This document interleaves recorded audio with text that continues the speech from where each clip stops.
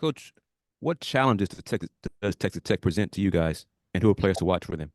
Yeah, well, their backcourt I think is dynamic with Toussaint and Isaacs. Isaacs just a very talented young man. He can get it off the bounce, catch and shoot threes. Um, Good isolation player. Um, Toussaint reminds me of the point guard West Virginia had a few years ago, McBride, who's starting for the Knicks now. He's just tough, just a really, really, really tough, hard-nosed kid. Got a great feel for the game. Uh, he's got winning DNA, great intangibles.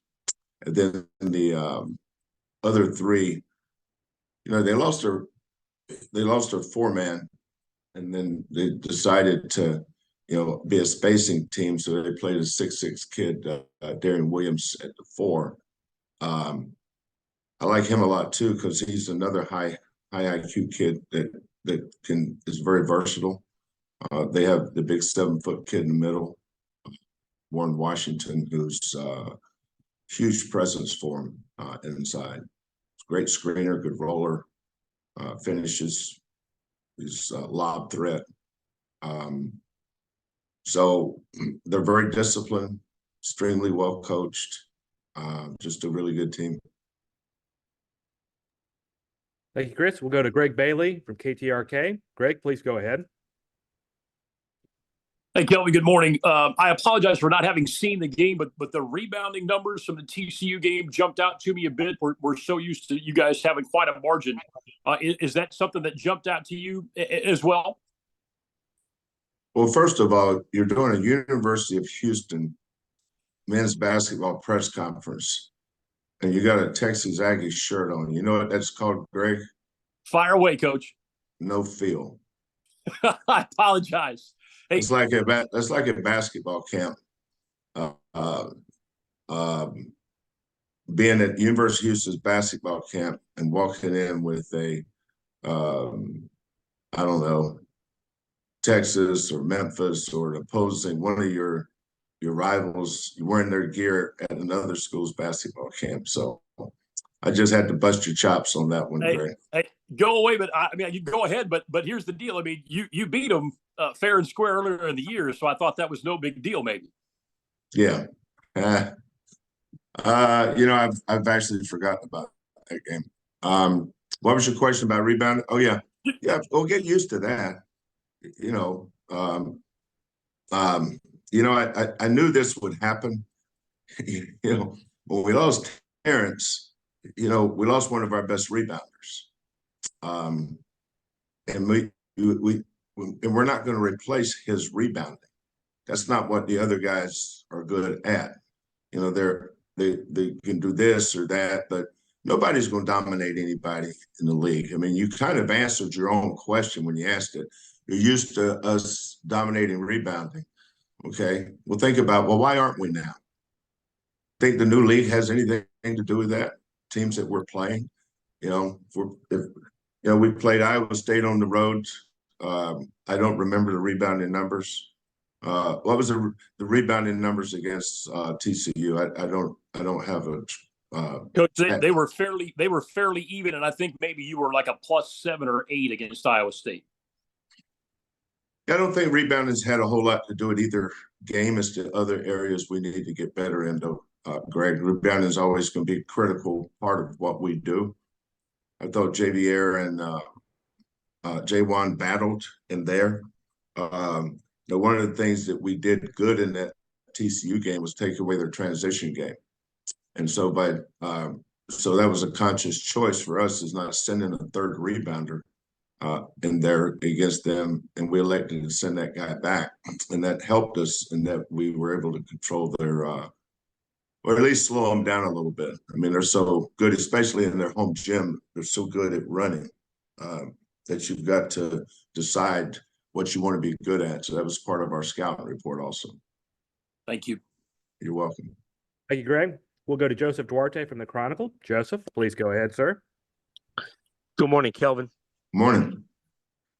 Kelvin, just wanted to ask, just we're not used to, in terms of the last few years, you guys don't always lose two back-to-back games. So I was wondering how the team responded after the game, practice, what you'd liked about sort of getting back on the horse after. Yeah, after that's not a concern. I mean, I can't remember which coach it was, but it was one of our head coaches meetings. They talked about the 2 and 3 game losing streaks.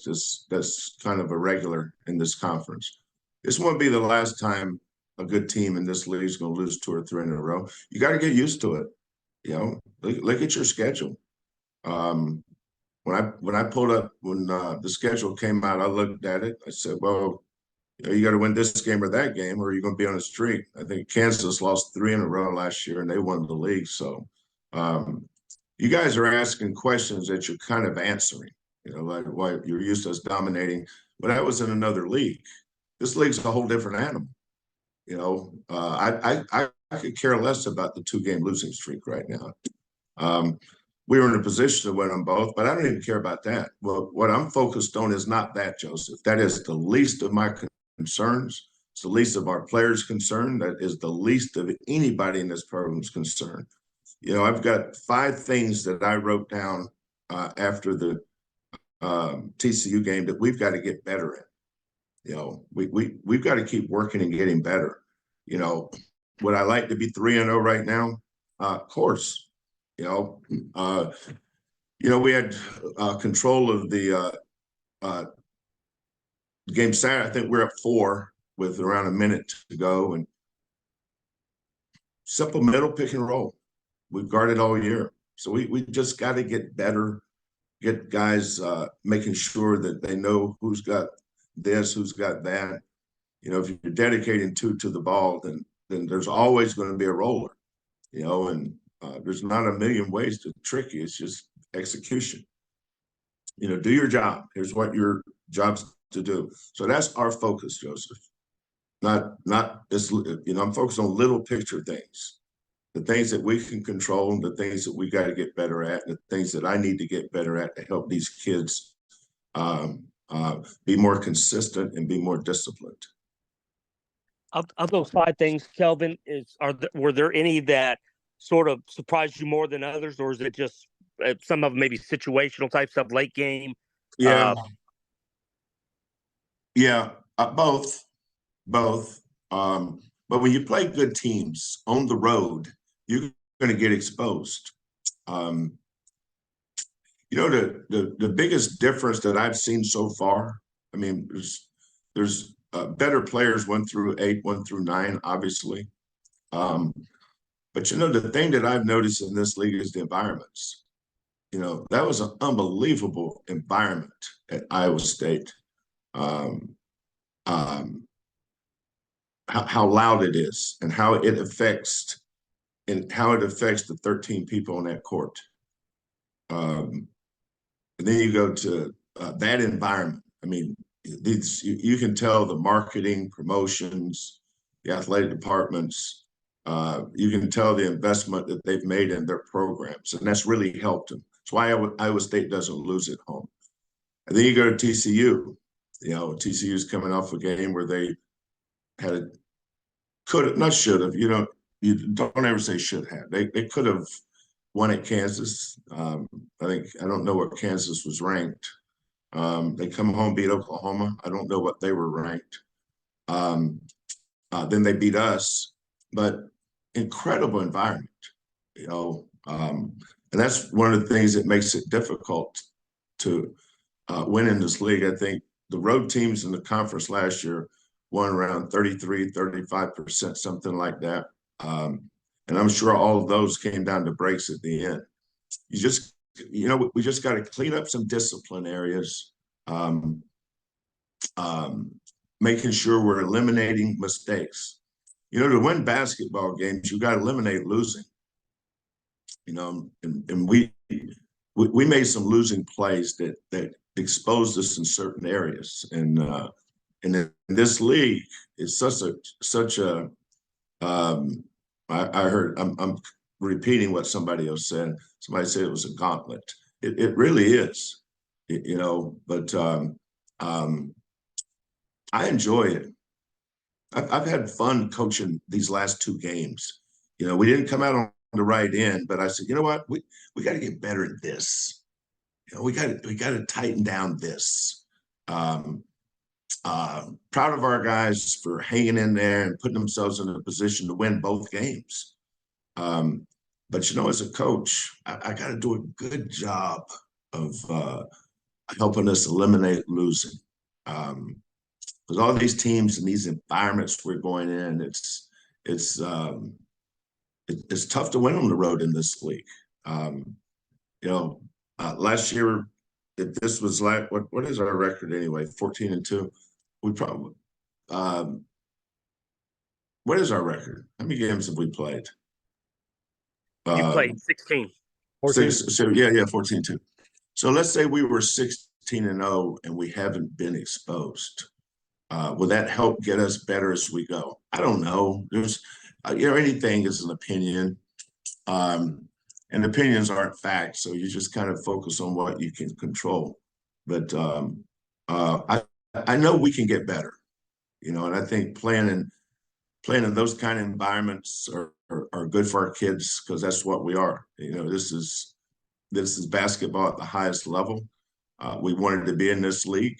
And I'm glad we are. I'm glad we're in the Big 12. I'm glad we're playing the best teams in the country, whether it's on the road or at home. It makes you better, man. I'm excited about it. Thank you. We'll go to Chance, please. Chance, go ahead with your question for Coach Sampson. Hey, Coach, that is a perfect segue to my question. With you coaching in these games, like you have a good feel on it. How slim is the margin of error at this level here?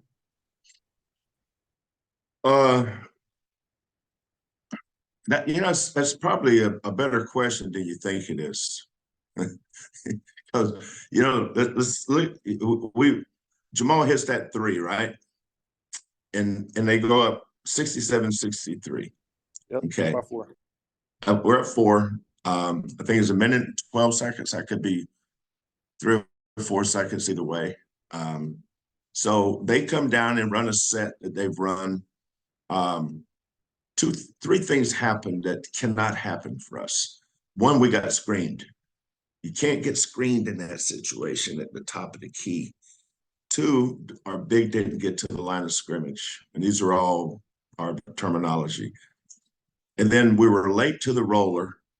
Their point guard made an excellent pass to the slot. Then the slot guy made the extra pass to the corner. Then the Tennyson kid hit the 3. But we made 3 mistakes on that one play. Now give TCU all the credit. They executed. We did not. Okay. That's where I've got to do a better job. We've got to know Jamal was not on the ball. That was Emmanuel. Normally 99% of the time it would be Jamal up there guarding the ball. But because of a transition, switch, whatever, and this will happen. It happens a lot. We had a guy that's been guarding their 3, guarding the ball. We had a guy that was guarding the point, guarding the slot. And so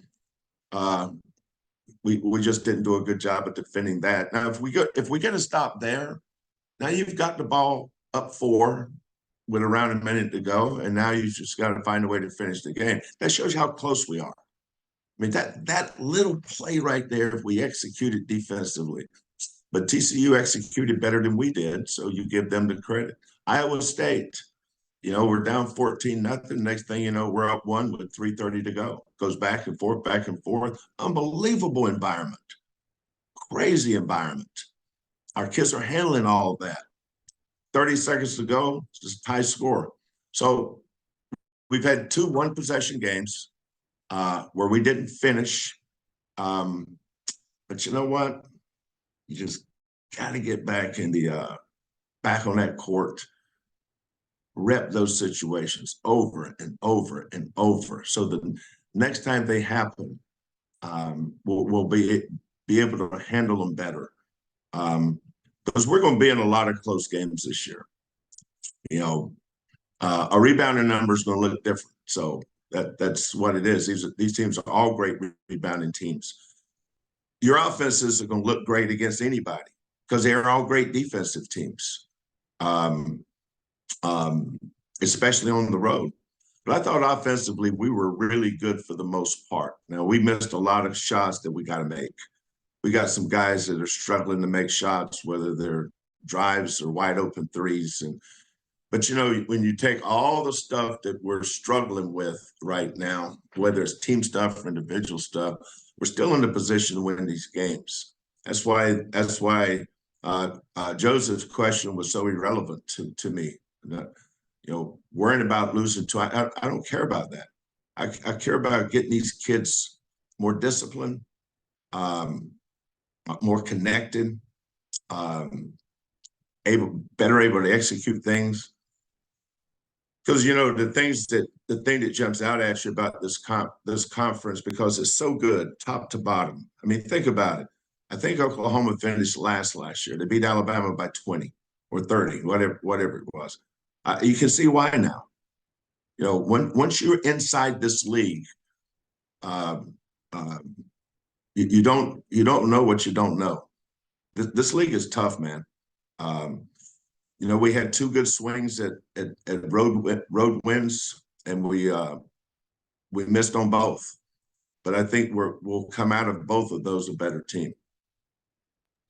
A quick follow-up to that. Obviously, your program is not the only team that's had it's hard winning on the road. Even some of the top programs like yourself. It's not only the only team that has. It's not the only team that won't. Everybody's going to lose multiple games in a row. So quit worrying about that. I mean, that's going to happen. You know, that's just this league. Everybody's too good. I mean, believe it or not, we're going to win some games at home because of our environment. Of course. So to that point, how important is it to hold serve when you are at home? And obviously, you guys have been really good at home over the past few years. Yeah, well, if you want to be in contention to make the tournament, and that's the goal, is to make the NCAA tournament.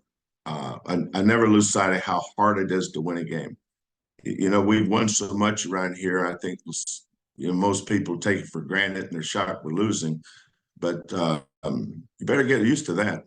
You know, this is not a 17-2 league. It's more of a better win your home games and go pick off a road win when you can. And that's what we're going to do. We're going to keep grinding. And we got a big game coming up on Wednesday night against a team that's undefeated in the league right now. And we're going to focus on practice today and go over situations to make sure we're prepared for them. We'll go back to Chris Gardner, please. Chris, go ahead. Coach, when you have players who are struggling to make shots, do you talk to them about confidence, keep them motivated, confident in their shooting, that trust the process, what they do? Yeah. No, that's actually a good question. You guys are all on your game today. Sometimes you guys bat about 220, and some days you're up there in Ted Williams territory at 400. Today, you guys are at it around. You guys are 400 hitters today. You know, I think that's a tricky situation, Chris. You got to be careful with that one because whatever you're thinking, they're thinking that too. And sometimes you just got to leave them alone. Corey Davis went through it. Marcus Sasser went through it. Quentin Grimes went through it. And I didn't say a word to any of them, and you saw what happened later. All of our guys are capable of playing better than we are. You know, the elephant in the room you're talking about is LJ, but LJ's a hard worker, man. He's a great kid, joy to coach. He's getting great looks. I mean, you guys see the games. I mean, he's getting great looks, and those are shots he's been knocking down all year. If anything, I want him to shoot more. Keep shooting, man. I got time for one more question here. We got about 5 minutes left here in the call. We'll go back to Joseph Duarte, please. Joseph, go ahead, sir. Well, Kelvin, the baseball man that you are, I'm going to bring us back below the Mendoza line here. Uh-oh. Now, Kelvin, in the spirit of what we consider cold weather here, I'm sure you've got some doozies from your times in Lansing or Spokane or Butte. Any uh, moments or stories you have of having to dig yourself out of a foot of snow or anything on a bus or Oh, it's back in not those days? this isn't cold weather, Joseph. And by the way, you were 333 for the cities. It's East Lansing and Pullman and Butte. Pullman. Yeah, Pullman. And it's East Lansing. Lansing's the state capital, and actually Michigan State's in East Lansing. Well, East Lansing was driving from East Lansing to the airport in Detroit was an apocalypse for me. I mean, that was transformational. Being from North Carolina, you're out of school 2 days if you get an inch of snow there. Kind of like here, everybody's excited about the snow. They don't get excited about it in Detroit because it's snow. But my come to Jesus moment with cold weather was in Butte, Montana, when I was 24 years old. I got there in August, and it snowed that month. It snowed from August to August. It snowed in every month. Butte's 6,800 feet above sea level, so it's right on the continental divide. But when I was a senior in college, I think it was that fall of my senior year in college, scraped up enough money that I could put a ragtop, soft top CJ7 Jeep. That's what I bought, a CJ7 Jeep, not knowing it at any point in time in my life that I would be driving that Jeep to Butte, Montana. But when I got there, I was living in these apartments, and I noticed that there's a pole out in front of all the parking spaces, kind of like the old drive-in movies that you pull up and take the speaker and put you roll your window down and put the speaker on your car door. I said, God, what are those things? I just shook it off until it got to be December, and it was Karen looked this up yesterday. The coldest day we had in Butte while we were there was -43. But it was very common to see 20 below, 19 below. We saw that a lot. But when it gets that cold, all the fluids in your vehicle freeze. Now, gas doesn't freeze, but transmission fluid does. Oil does.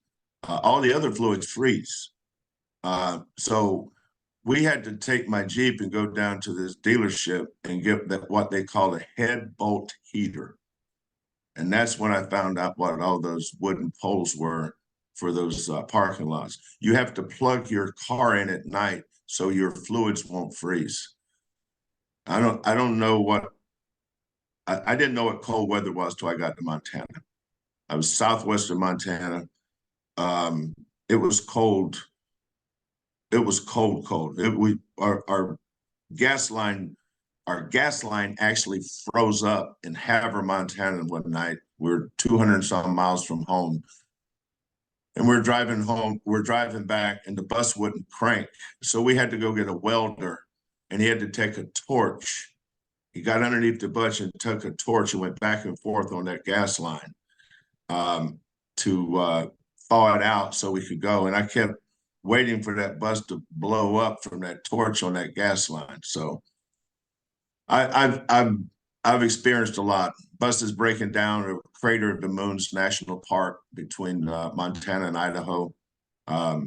Spending the night in the bus, waiting for another bus to come get us. Getting to the Western Inn at 5 o'clock in the morning, and Festus from Gunsmoke walking by saying howdy. That was an experience. So I could write a book on the experience of having cold weather, but let's go with the Jeep freezing. And let's not even talk about the seats, how hard they were. You could take a hammer, you can nail a nail into those seats. They were so hard from how cold it was. Sorry to ramble. Good stuff.